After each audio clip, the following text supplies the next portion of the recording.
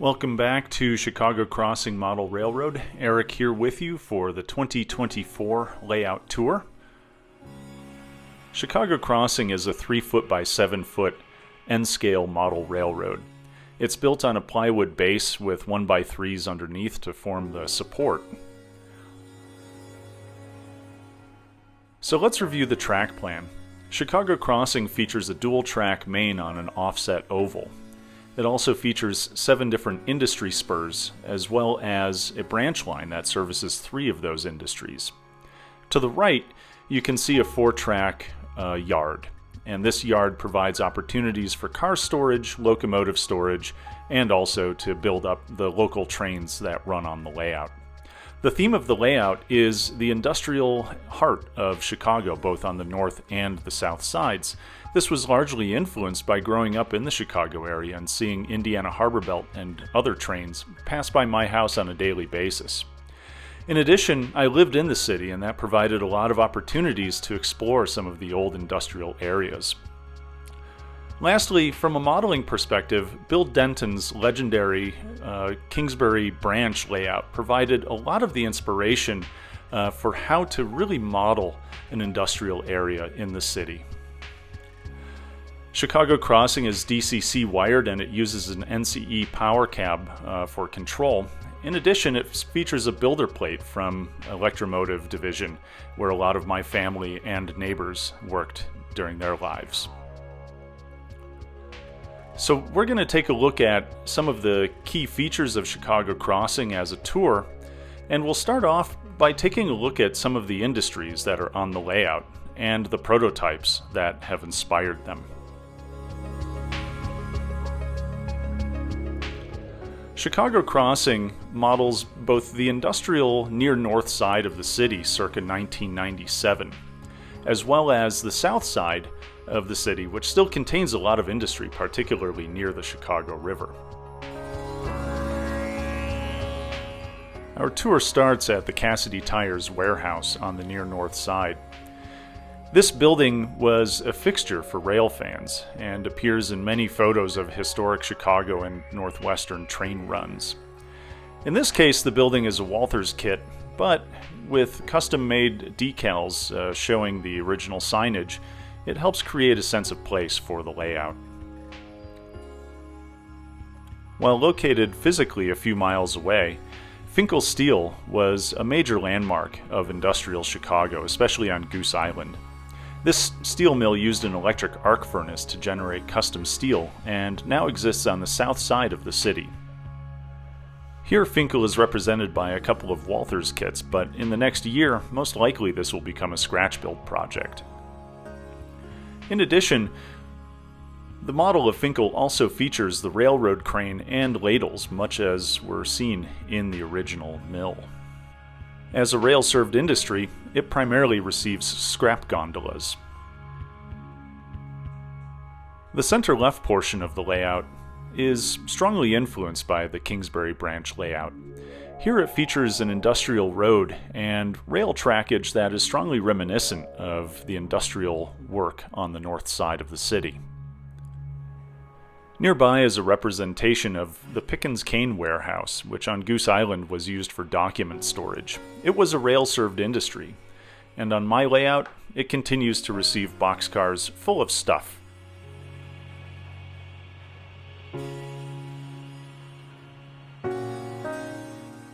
A custom-made loading dock also allows trucks to bring by whatever needs to be stored in the building. Nearby Pickens Cane are 2 other industries, one of which is rail-served. These don't have names yet, but look for that to happen in 2024. So now we'll follow our train out of the Pickens Cane warehouse and see what else is going on. Here, fronting the Chicago River, is the ADM Grain Mill and elevator, which used to be on Ada Street in Chicago. This structure is loosely based on the real thing, which was torn down in 2022.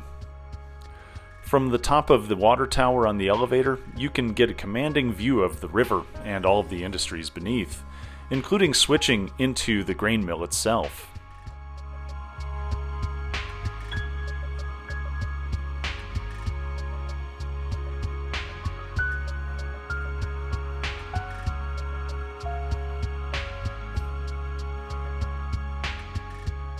If you follow the dead spur that was once used as a switchback into the concrete buried tracks, you'll come upon a vacant industry that is now used for container storage. Much like many industries in Chicago, this one has seen the end of its day, and the property around it is used for more menial tasks, in this case, for storing shipping containers. These containers have been here a while. As you can see, they've become rusted and they've been extensively graffitied.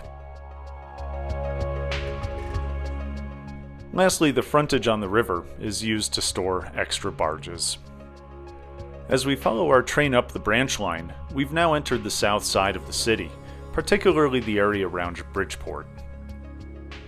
This is where we find Bridgeport Metals. Bridgeport Metals is a scrap dealer that specializes in scrap steel and other materials. Here you can see scrap is brought in both by barge and by rail and can be sorted out and sent via truck and also via gondola. In the world of the layout, Bridgeport Metals provides an opportunity to have an industry that can feed another industry. In this case, the scrapyard is able to provide raw materials for Finle Steel to turn into steel products. Moving from Bridgeport Metals, we come upon a pair of large oil tanks and all sorts of oil handling equipment. This is Ameripan Oil Company, located on the south side of the city on California Avenue. In this case, it has its own recreated sign that looks very much like the original. Ameripan Oil Corporation is a manufacturer of asphalt. And so here you can see a number of industrial works, including piping, tanks, and other sorts of things, and an opportunity to both load and unload tank cars full of materials. Ameripan Oil is almost entirely 3D printed, and the rest is scratch built with the exception of those twin oil tanks. This is still one of the least finished industries on the layout. Moving further south, we come upon the Schultz Baking Company. The Schultz Baking Company was originally located on the south side of the city near 55th Street. In this case, unlike the prototype, it's actually a rail-served industry, and it's able to receive flour from the grain mill that you saw up on the north side. Again, industries feeding industries are always really helpful in the world of the layout. While this is a Walthers kit, it's reasonably faithful to the prototype, although much less Art Deco. Maybe a scratch build in the future. The two halves of the layout are separated by the Chicago River, and the Chicago River plays an important role in the industrial past and future of the city. It provides an opportunity to have an opening between the two major industrial areas, and provides an opportunity to essentially create a stage for a lot of the industrial railroad operations that one can see from the layout. And of course, what would a Chicago layout be without tons and tons of bridges? In the front of the layout, Chicago Crossing features one rolling bascule and one vertical lift bridge. These bridges are clustered closely together, much as is often seen in real life.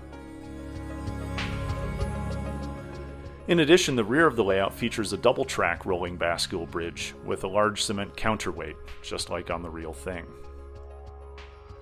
Altogether, the river provides opportunities to add a little bit of nature and its collision with humanity, all in one scene.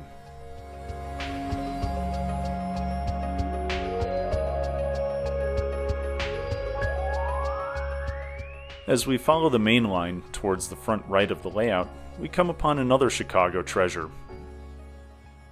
namely, its neighborhoods.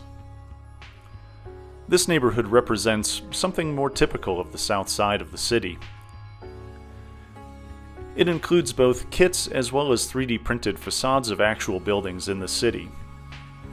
This helps to provide a real sense of atmosphere and shows that the layout is unambiguously in Chicago. In addition, as the layout progresses, more and more of the grit of the south side is included, such as graffiti, highly weathered buildings, and overgrown streets. Most of the buildings on the layout, including those from kits, have since been modified in order to better reflect Chicago and its environment. A couple of exceptions include some woodland scenics buildings that will eventually be modified or even replaced with scratch builds.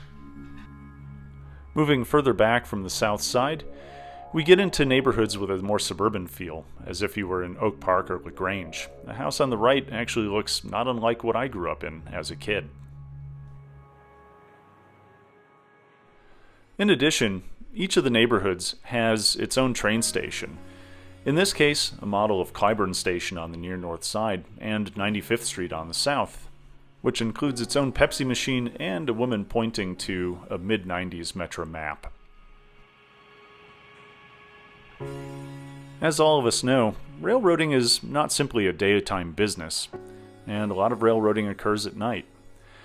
Back in 2023, one of the big projects on the layout was to make it illuminated.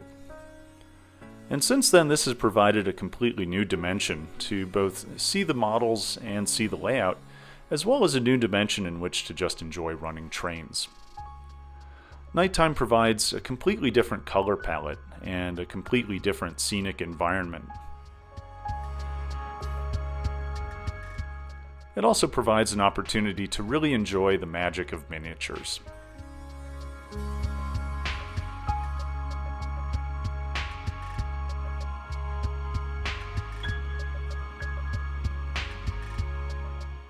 Suffice it to say, this project is still in midstream.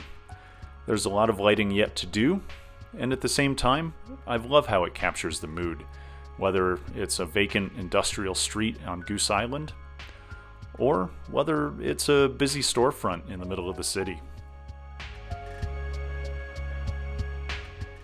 And the tallest structure on the layout has a warning beacon, just to keep aircraft away.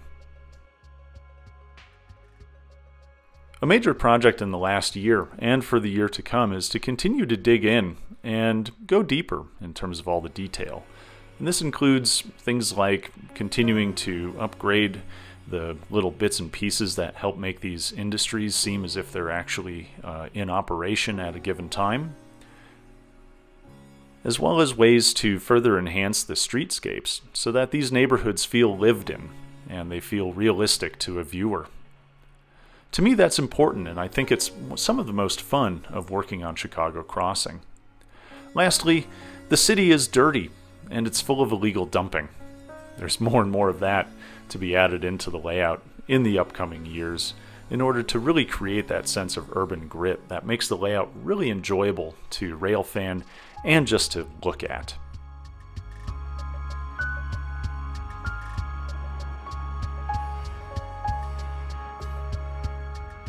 Perhaps the most fun has been generating custom decals and signage that really puts you in the city of Chicago. Things like for-lease ads with real Chicago phone numbers, or even mid-90s concert posters, really help just to make a sense of place. And if you don't know where you are, Chicago Crossing now has actual to-scale street signs that tell you precisely what your neighborhood coordinates are. And so that's it for the 2024 tour. As you can see, the layout's come a long way since 2023, and there's still quite a bit to do. So stay tuned to Chicago Crossing Model Railroad. Many more layout updates, how I do things, and also product reviews and the like will be coming up in the next year.